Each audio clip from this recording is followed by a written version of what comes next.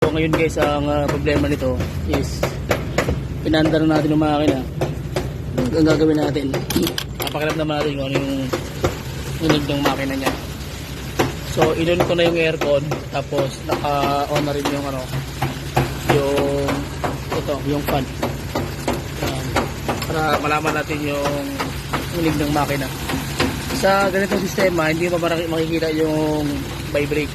So nangyayari, marating na yung vibration sa tuwing tawag yan, paahon ka na at saka yung andar ng makina paakyat.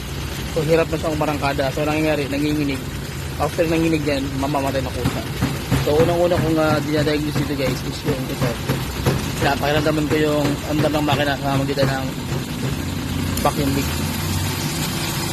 So ang ginawa ko ngayon tawag niya na yan, kita nyo, binunod ko yung kanyang idle lamp para tumaas yung RPM. So which is ibig sabihin, kailangan siya ng supply ng RPM magitan ng hangin. So ang gagawin natin, isasarado din natin, titingnan natin kung ano mangyayari sa makina, kung mamamatay ba o hindi.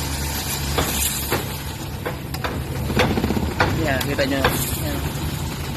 So hindi niya kaya yung kulang na supply ng hangin. So mamamatay talaga siya. Okay, so ang gawin natin, i-undergo natin yung engine scan, tapos i-manual na natin kung ang dapat yung step by step tutorial. Hindi ko pa mabidyohan lahat, pero makuha nyo lang yung meeting pointers at may idea na kayo. Okay, so sige, tara, let's start guys.